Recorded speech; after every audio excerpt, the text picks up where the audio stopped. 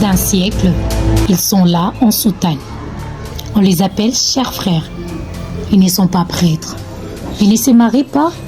Ils ont choisi de donner leur vie pour une seule mission, éduquer. À Kinshasa, il existe 2 classes de 50 élèves ou plus, où la discipline est de rigueur. Leur objectif, n'abandonner personne, quels que soient les niveaux et les difficultés.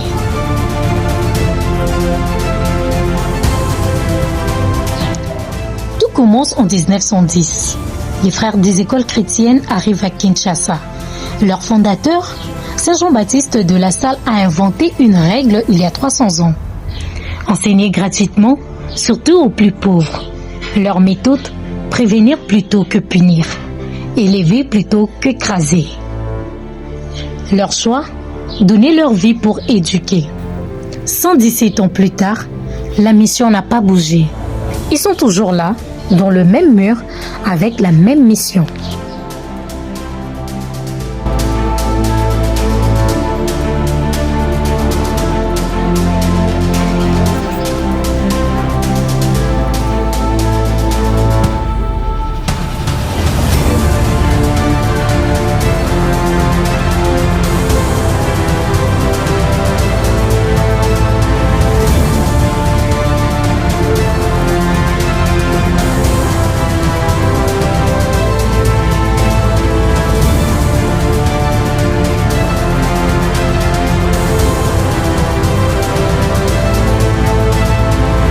La célèbre maxime corrigée par le regard avant la parole de Saint Jean-Baptiste de La Salle, qui a comme principe clé la pédagogie préventive, la force du regard, l'économie de la parole, la gradation de correction.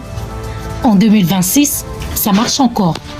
Leur secret, la discipline préventive, voir les désordres avant qu'ils arrivent, corrigés par le regard avant la parole.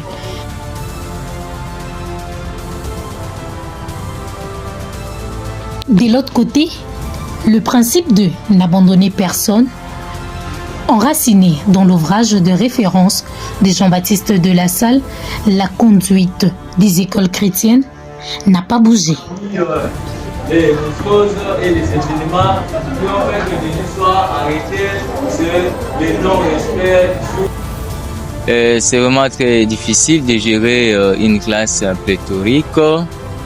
Avec un peu d'expérience que nous avons, nous tenons à gérer cette classe en essayant de parler et d'interpeller à ceux qui dérangent beaucoup plus.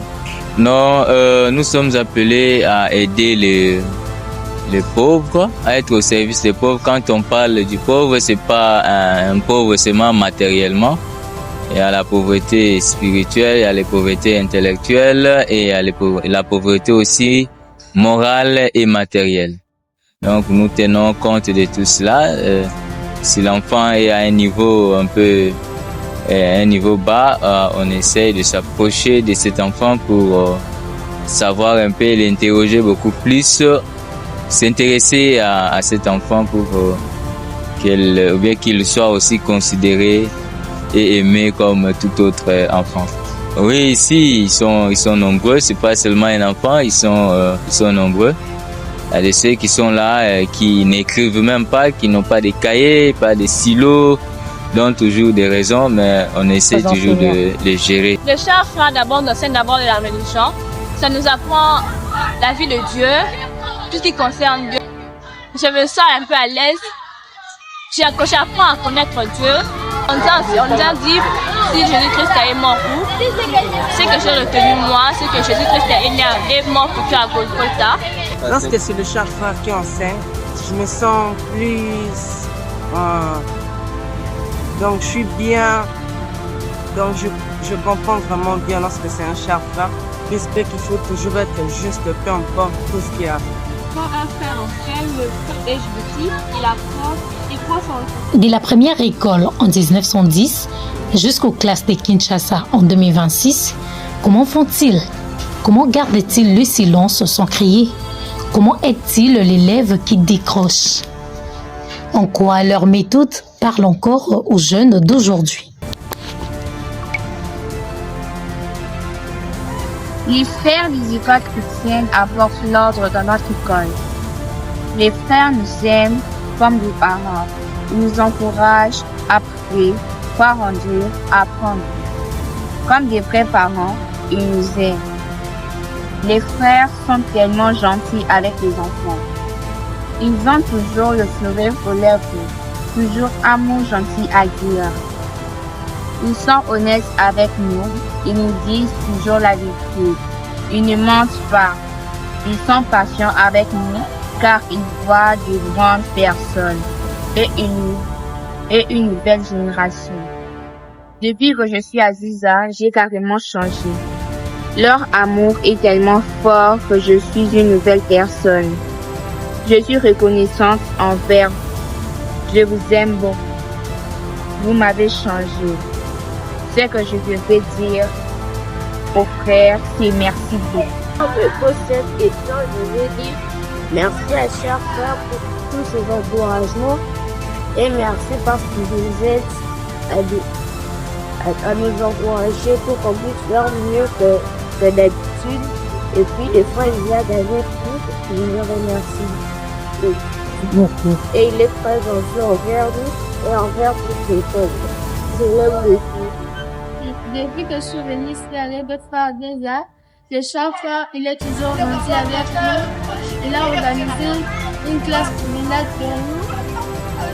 Il a organisé aussi une journée culturelle pour nous. Il est très gentil avec nous. Je dis un grand merci au chauffeur parce qu'il nous a toujours aimés depuis les premiers jours de l'école. Il nous a toujours gardé.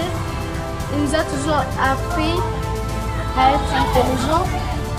Et puis, il est toujours aimant avec nous, il ne nous a jamais frappé, il donne son instruction et son... Mais en 2026, l'école est dure.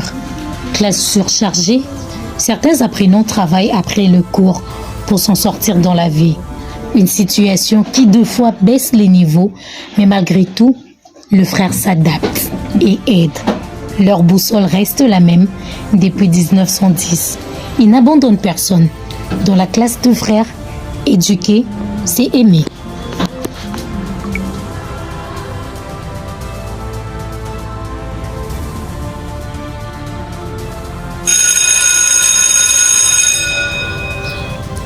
Sans 17 ans plus tard, la cloche sonne toujours.